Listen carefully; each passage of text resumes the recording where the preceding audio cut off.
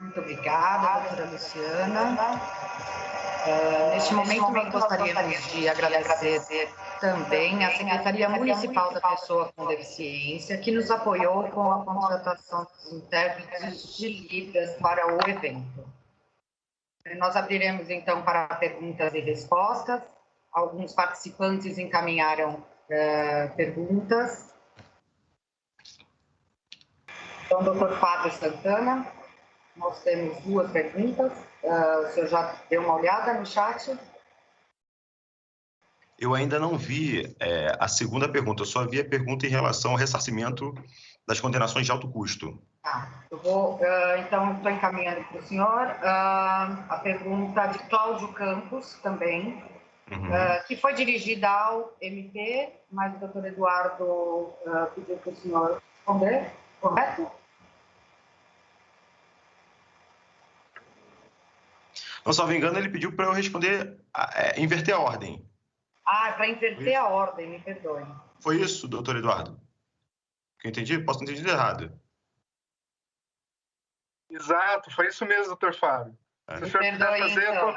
É que, na realidade, a minha atuação se concentra na saúde pública. Eu estou tentando apurar com o meu colega que atua na área do consumidor para dar uma resposta mais completa para o nosso internauta.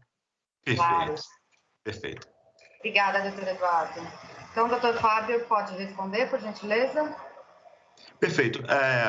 A pergunta que me foi formulada pela Ana Caltabiano é a seguinte: qual é o entendimento do doutor sobre as ações de ressarcimento entre os entes federativos, considerando as condenações de municípios nos tratamentos e medicamentos de alto custo? Olha, Ana, essa é uma excelente pergunta, excelente, porque, como a gente tratou na exposição, a alta complexidade não é uma competência do município, né? Isso está na Lei 8080 de 90, que é a lei orgânica do SUS. O SUS é um sistema único, ele foi pensado como um sistema. Por isso o nosso esforço aqui, desde as 9h30 da manhã, né? Justamente conferir racionalidade ao sistema, para que a gente não transforme uma coisa que foi pensada de maneira racional como um sistema único num país, cujo a federação é uma das coisas mais complexas, talvez, né? O modelo americano não tem os municípios, nós temos municípios aqui, nós temos mais de 50 mil municípios, e a gente tem que conciliar União, Estados e municípios, é uma coisa altamente complexa. E a partir do momento que a Constituição prevê, olha, o SUS vai ser feito de forma hierarquizada e regionalizada, como no modelo de um sistema único. E aí vem uma lei, 2 anos depois, uma lei de 90, a lei 8080, a lei orgânica do SUS, e busca dar concretude a esse mandamento constitucional. Então, a gente não pode desnaturar isso, né? À torta e à direita. A gente não pode. A gente não tem... nós, operadores do direito, é claro que nós vamos apurar caso a caso a urgência, as necessidades. A gente não está negando isso. Mas o que a gente não pode fechar os olhos é que é um sistema único, certo? E no sistema único, o artigo 15, o artigo 16, o artigo 16, o artigo 17, o artigo 18, prevê a repartição de competências, que é o modelo utilizado pela Constituição. Todos os entes eles têm competência comum em matéria de saúde. Só que as competências elas são justapostas, como disse o ministro Dias Toffoli. A competência é justaposta, não é sobreposta. Não posso condenar 2 entes federativos ao mesmo tempo para a mesma coisa. Elas são justapostas, elas caminham lado a lado, né? O ente federativo ele tem uma competência para tal, o outro tem competência para tal. Elas não são sobrepostas. Então, o artigo 16 e o artigo 18 da Lei Orgânica do SUS prevê essa repartição e diz lá que no artigo 16 a União irá coordenar em matéria de alta complexidade e o Estado irá gerir a matéria de alta complexidade. Isso está nos artigos 16, inciso 3, a linha A, e está no artigo 17, inciso 9 da Lei Orgânica do SUS. E para os municípios não há alta complexidade, não há. Os municípios... É claro que o município de São Paulo, a cidade de São Paulo, mais parece um estado, né? A gente sabe disso, né? O orçamento de São Paulo é o estado. Mas a cidade de São Paulo é um município. A gente não pode perder isso de vista, né? A cidade de São Paulo é um município, a gente é um município. E as competências municipais estão expressas lá no artigo 18 da Lei Orgânica. Então, a alta complexidade não diz respeito à cidade de São Paulo. né? E a gente tem um tema, que é o tema 6 do Supremo, que ainda não tem a tese definida, mas que já está... O caso foi julgado, mas a tese ainda não foi fixada, porque tem um pedido de vista do ministro Gilmar Mendes, que vai tratar justamente do alto custo, medicamentos e tratamentos de alto custo nas doenças graves, mas ainda não tem a tese fixada. Então, nesse caso, respondendo mais diretamente a sua pergunta, Ana, eu diria o seguinte, a gente ainda não tem essas providências de ressarcimento totalmente estruturadas na administração, porque o volume é muito grande. E o que a gente conta? A gente conta com o tema 793 do Supremo. Então, o tema 793 é uma grande diretriz que ainda está pendente. Talvez a gente pudesse fazer um evento, um próximo evento. Eu acredito que o próximo vai ser gigante, porque esse está sendo um sucesso absoluto.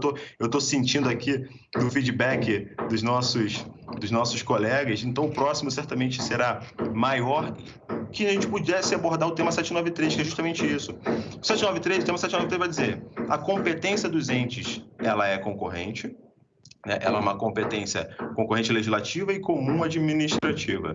Mas a segunda parte do tema 793 vai dizer: o cumprimento tem que ser direcionado a um dos entes. Não pode ser um cumprimento, olha, a competência é solidária, então vocês cumpram. Não é isso. Então, o cumprimento é direcionado. Então, o tema 793 ele já é de aplicação obrigatória no âmbito do Poder Judiciário. Aplicação obrigatória em todos os atores que praticam, que atuam na judicialização da saúde. Então, a gente tem essa solução, em vez de nós buscarmos o ressarcimento das medidas de saúde, que dá muito mais dispêndio de recursos para a administração, que ela vai ser condenada, depois vai ter que mover uma ação, e aí tem sentença para todos. Você vai mover a máquina judiciária, tem sentença, tem recurso e tudo mais, e assim vai, e depois precatórios. Em vez de fazer, por que a gente não direciona, aplica o tema 793, que é de aplicação cogente, né, que é de aplicação vinculada, aplica o tema 793 e já direciona o cumprimento ao ente competente.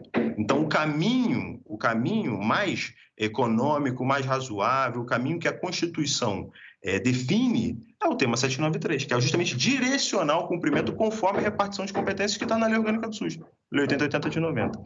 Então, essa sua pergunta, Ana, é muito interessante porque há essa via das ações ressarcitórias, mas existe uma outra via que é muito mais interessante para todos nós, muito mais econômica, muito mais racional e muito mais que atende aos princípios da efetividade da justiça, que é justamente direcionar o cumprimento com o ente competente. Espero ter respondido a sua pergunta aí a contento. Obrigado. Muito obrigada, doutor Fábio. Nós temos uma pergunta também para a doutora Zilá, feita pela Kátia Cristina Elias Gomes Pires. Posso responder? Pode, fique à vontade.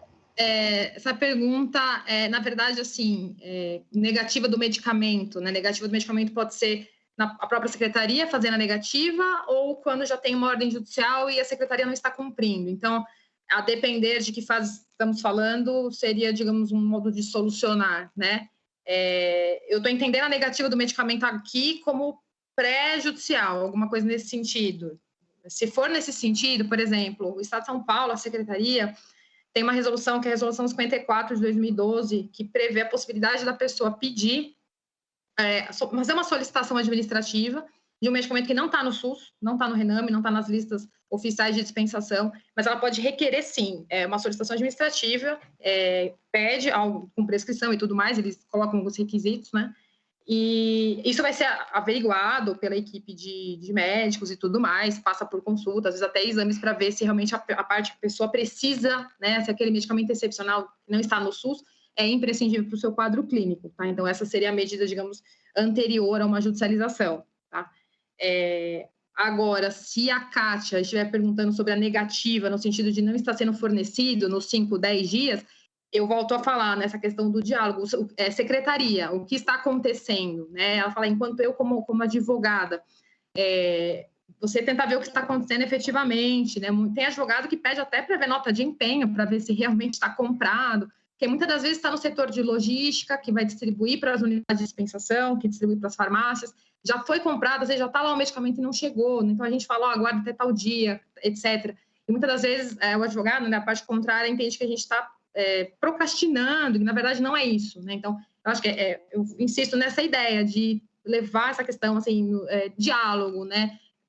O que está acontecendo, como é possível cumprir, até quando eu espero para tomar uma medida um pouco mais drástica, para pedir para o judiciário, enfim. E essa questão administrativamente que você colocou no fim, eu acho que era isso que você quis dizer, era a Resolução 54/2012. Você pode fazer uma solicitação formal, assina tudo, protocolo na secretaria, e você vai ter essa avaliação antes de eventual judicialização. É isso. Muito obrigada, doutora Zilá. Passamos a pergunta, então, para o doutor Eduardo Tostes. Cláudio Campos perguntou, ele gostaria de saber se o Ministério Público tem atuado junto às mantenedoras de planos de saúde que não comercializam mais planos individuais, somente coletivos, para burlar a regulação da ANS para estes planos. Doutor Eduardo? Cláudio, muito obrigado pela pergunta, mas eu ressalvo aqui, como já o fiz anteriormente, e foge um pouco da minha área de atuação, porque diz mais respeito à área do consumidor do que da saúde pública.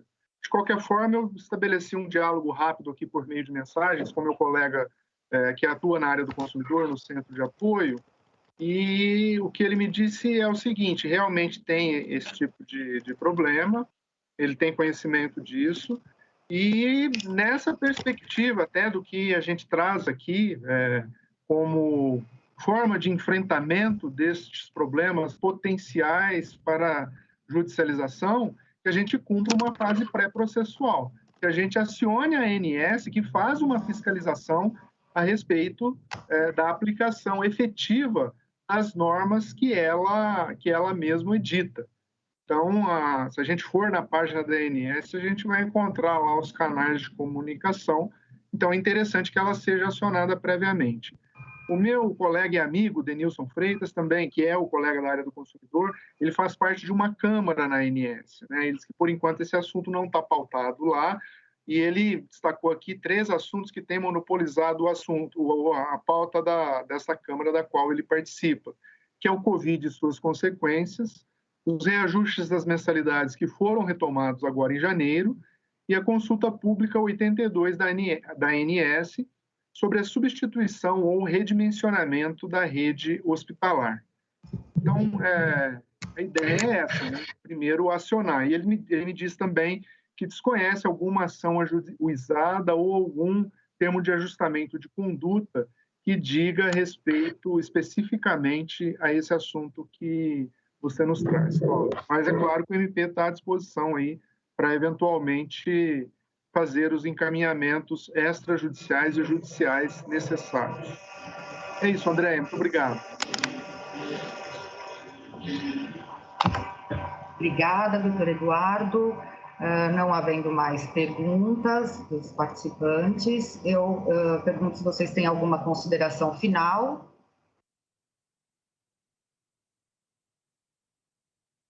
Então, não havendo mais perguntas, encerramos neste momento o seminário Judicialização da Saúde, desejando a todos e a todas uma boa tarde. Boa tarde. Nosso agradecimento especial a todos e todas as palestrantes. Muito obrigado por toda a contribuição. Obrigado. Obrigado, boa tarde a todos, um bom trabalho. Parabéns pela iniciativa a todos, né? Igualmente. Uma boa tarde a todos. Boa tarde, bom trabalho a todos. Obrigada.